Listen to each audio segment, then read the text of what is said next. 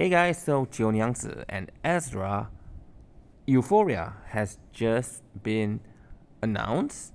As in the information about the Euphoria has been released, and it's really interesting. Jiu Niangzi, a limited character, but has been a little bit um, lackluster lately, and seems to be having a very good Euphoria.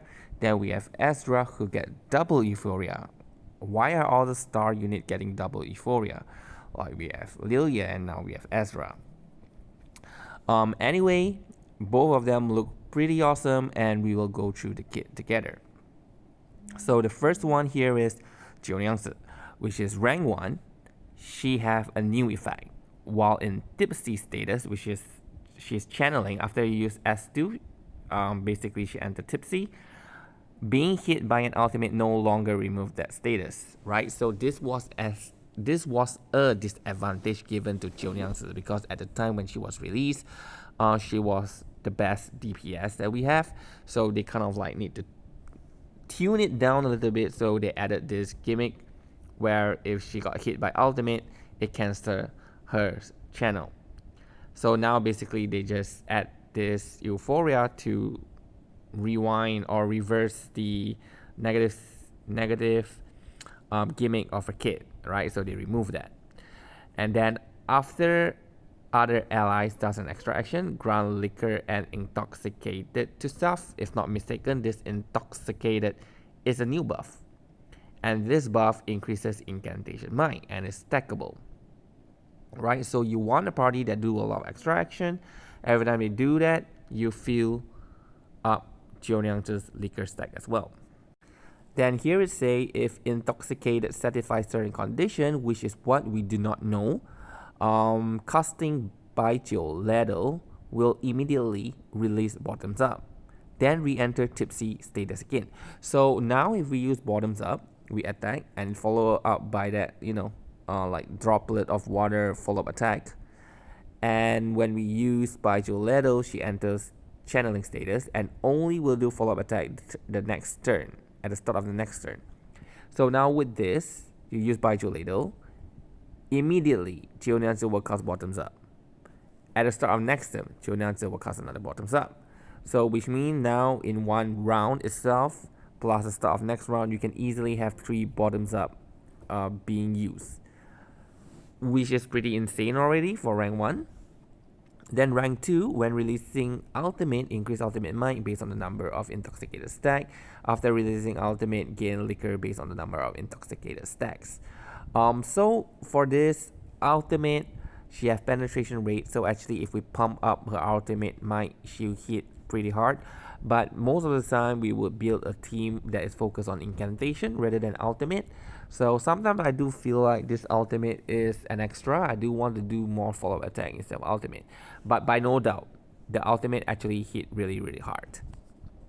So use it every time it is up. And usually there is like first turn you use 2 incantation, then 2 incantation, 1 more, you get 5 moxie. The next turn you use the ultimate.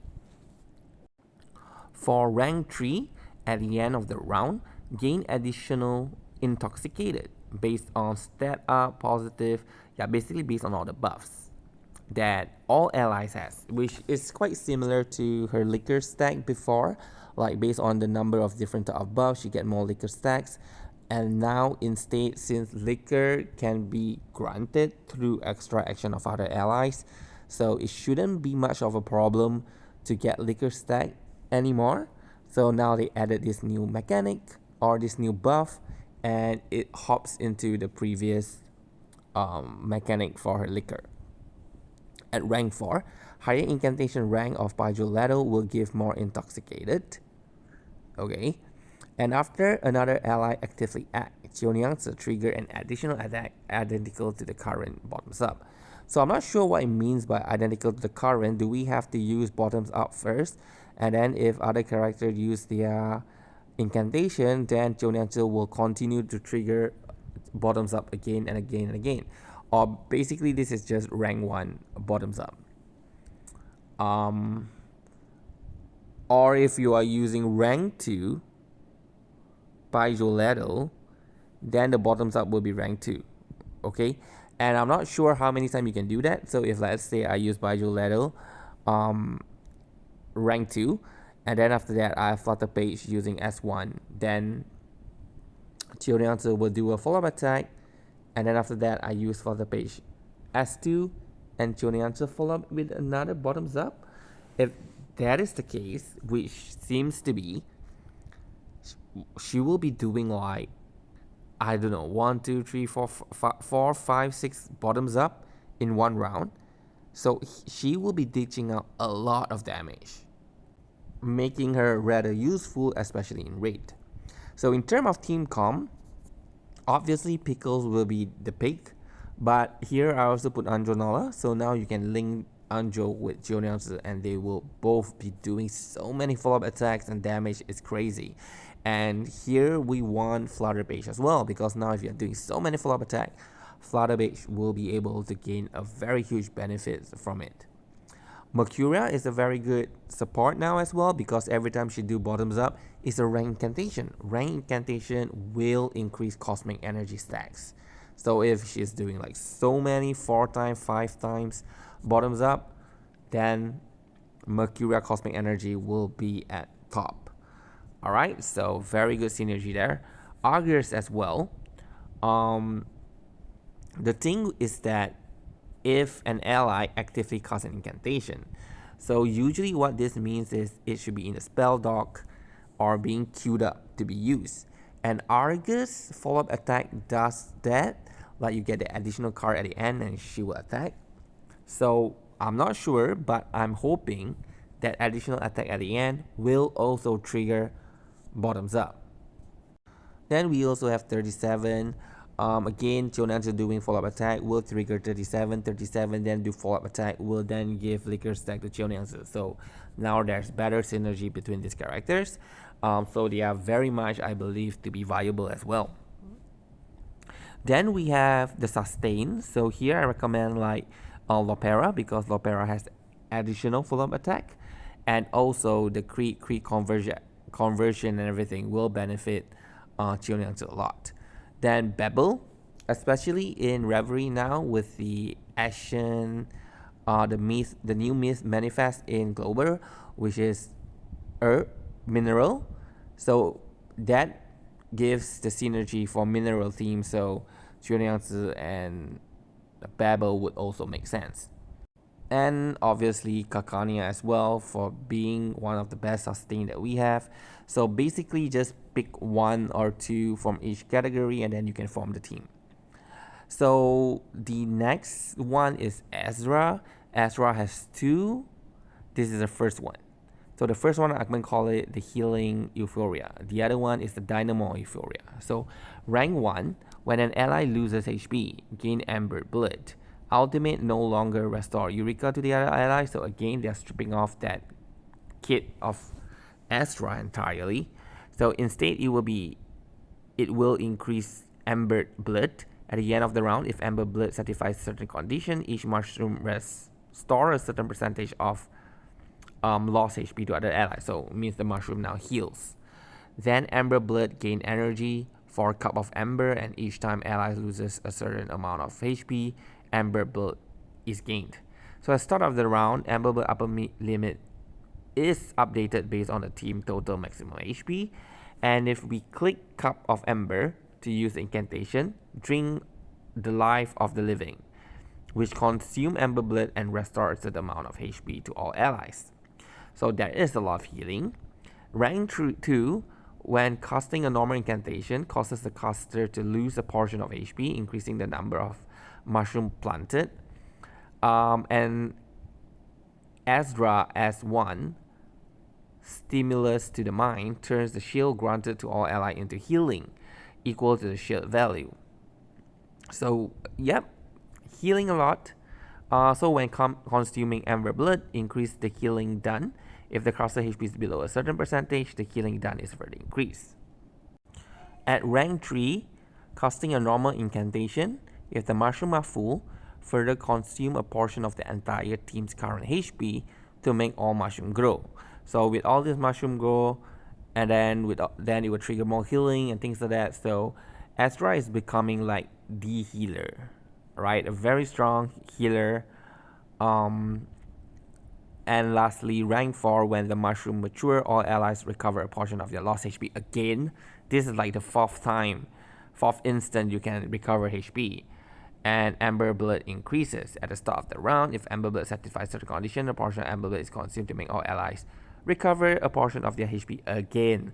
So, you know, I'm not sure how much healing each of this will be. If it's going to be high and he's going to do it so frequent, it's like, do we need that much healing, right? But fine. Certainly, there are uses for having able to heal that much, especially if we are looking into Kakania. So for the team, I actually would suggest Kakania. Um, when Ezra is draining HP, that actually fuels Kakania empathy. So Ampania, Kakania will be able to ramp up her empathy, and with so many instances of healing that Ezra do, it will just keep reflecting back all this Genesis damage to the enemy. So this Ezra will be new to the hospital team, right? A new addition to the hospital team, a very strong one indeed. And if you like that kind of gameplay, yeah, you got to get Ezra.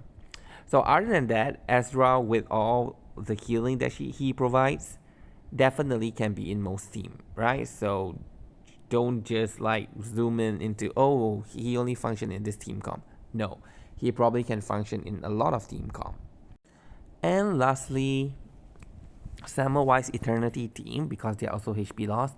I don't really think that it is that good of an idea, because the team will probably be at higher HP most of the time, which means there are certain portion of Samwise buff that we cannot tap into.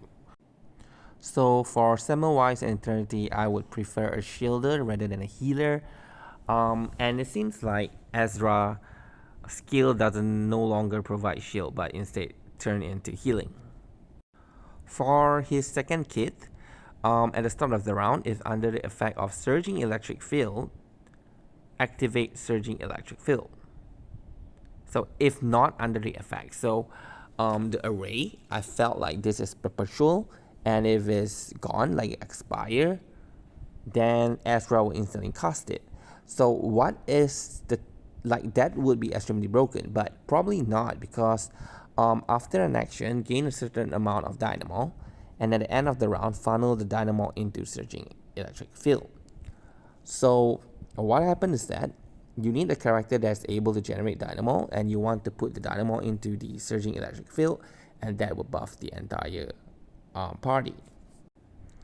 And Surging Electric Field at the start of the round, upgrade based on the amount of funneled dynamo. Different level of upgrade can increase damage dealt, incantation might, and ultimate might. So this, I think, is quite similar to Flutter Page Kit, that you have to take a certain action in order to get high stack of dynamo and getting all the buffs. So at rank 2, at the start of the round, plant Honey Fungus and Ghost Fungus. At rank 3, Theodore start off with a set of dynamo. We do not know how many, but he will. And lastly, for rank 4, when casting protection of the body and stimulus to the mind, the required HP loss is reduced. The reflect of stimulus of the mind is enhanced. Shield duration is increased, and if the target already has a shield, then the shield value is stacked onto the original shield. So gain electric surge amplification after any allies matured. Allies after any mushroom matured, so it can stack shields. And for the electric surge amplification or surging electric field, so when mushroom are under a specific level, they will immediately mature at the start of the round. Okay, so in terms of team comp, Dynamo, definitely looking at Lucy. Lucy have her own side of Dynamo, and this Dynamo will go into the surging field. So again, I say even though the surging field is perpetual, however, the Dynamo stack in it is not, right? So yeah, so I'm thinking that Lucy should be able to transfer her Dynamo into the electric surging field. So yep. So with that, I covered the preliminary analysis of the arcade. Definitely, after the exact number has been shown, then we really will be able to see the performance. But so far, all the Euphoria unit has been pretty crazy, and making me want to get all the characters, right? So anyway, good luck. Hope you do have some of these crazy characters now, and yeah, good luck with Fatutu's pool as well this week.